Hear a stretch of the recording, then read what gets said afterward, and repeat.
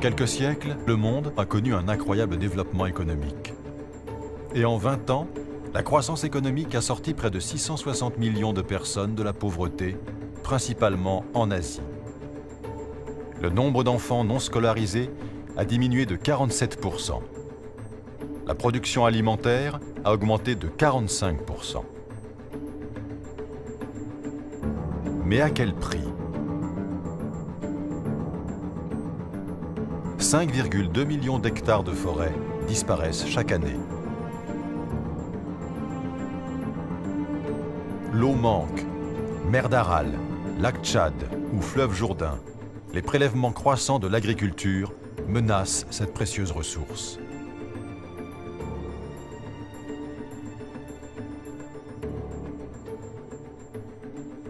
Les espèces disparaissent 100 à 1000 fois plus rapidement qu'auparavant.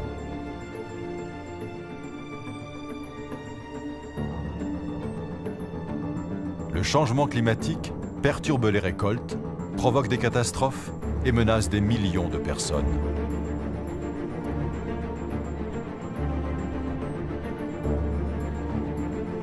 Et puis, 1 milliard de personnes ont encore faim tous les soirs, alors que l'obésité se répand dans le monde. 2 milliards de personnes vivent en dessous du seuil de pauvreté, quand le nombre des millionnaires n'a jamais été aussi important. La croissance s'est faite au détriment de l'environnement et ses fruits n'ont pas suffisamment été partagés. Il faut inventer un autre modèle, on l'appelle l'économie verte.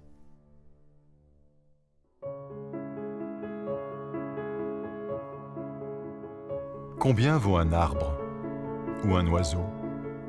Combien vaut une forêt? On pourrait souhaiter que les hommes protègent la nature pour elle-même.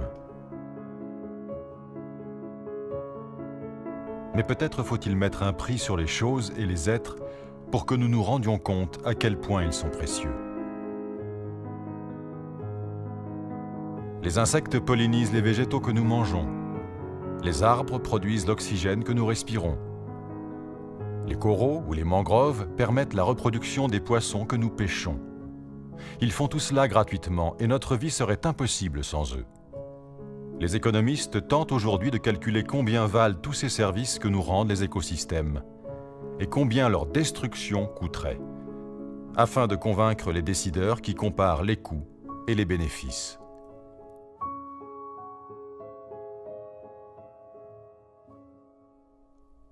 Quant aux ressources naturelles, elles semblaient infinies quand nous en consommions peu. Mais en un siècle, l'extraction des minerais et minéraux a été multipliée par 27. Nous sortons de terre chaque année 68 milliards de tonnes de matériaux. Le pétrole pourrait bientôt manquer, mais aussi le plomb, le cadmium, le cuivre ou d'autres métaux. Même les terres agricoles commencent à se faire rares alors que la population est toujours plus importante. Il est temps de changer de modèle.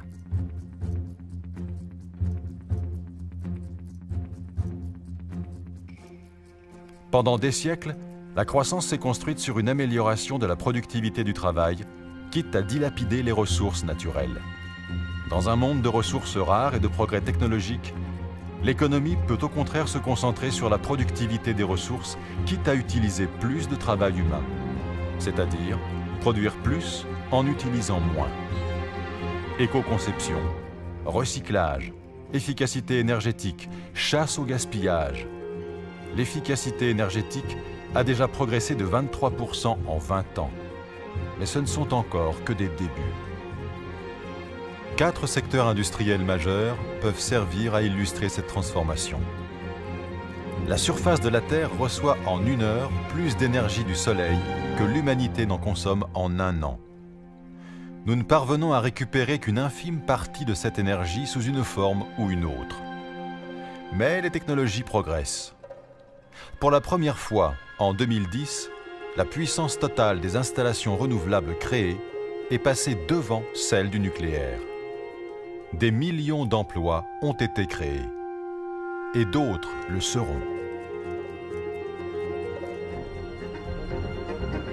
Presque 1 milliard de voitures, motos et camions circulent sur la planète. Ils engloutissent plus de la moitié du carburant consommé.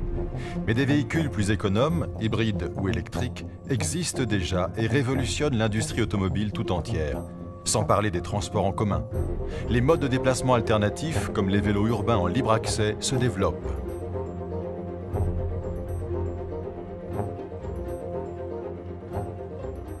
Environ un tiers de toute l'énergie consommée dans le monde l'est dans les bâtiments. Or, des économies très importantes sont à notre portée dans ce domaine. Matériaux plus performants, isolation des fenêtres et des toitures, éclairage et équipements moins énergivores, mais aussi modification des usages. Les technologies actuelles permettent de réduire la consommation des nouveaux bâtiments de 50% en augmentant seulement de 10% le coût des constructions.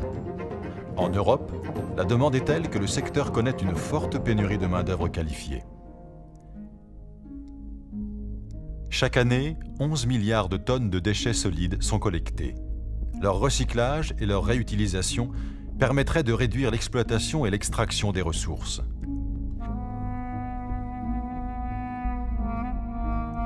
Il n'existe pas de secteur dans lequel ce gaspillage est plus criant que dans l'alimentation. De 15 à 30% de la nourriture produite dans les pays en voie de développement est perdue à cause de mauvaises conditions de stockage ou de transport. Dans les pays riches, un tiers de la nourriture est gâchée parce que jetée avant d'être consommée par les ménages ou vendue par les supermarchés.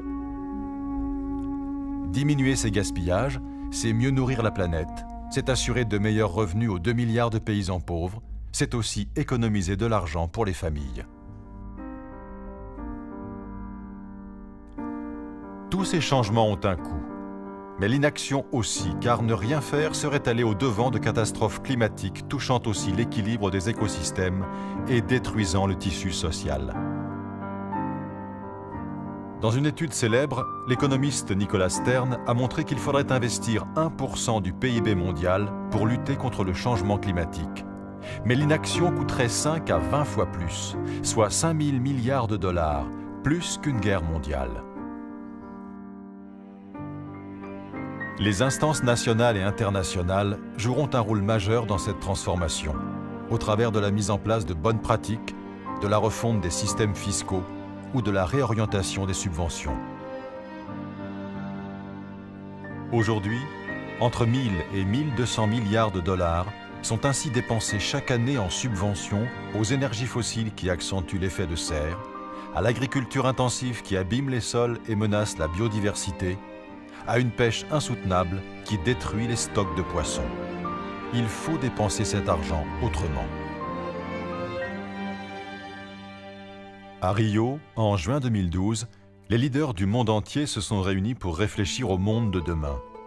Les résultats des négociations furent décevants parce qu'il n'est plus possible de continuer à mettre des pansements sur un système économique en fin de vie. Mais la transformation à venir n'est pas seulement politique, elle est aussi économique.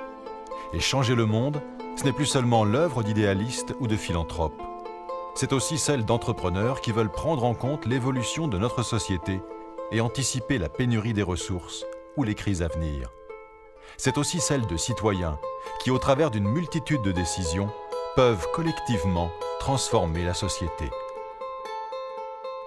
Construire un monde plus respectueux des écosystèmes et surtout des hommes, ce n'est pas seulement souhaitable, c'est aussi possible.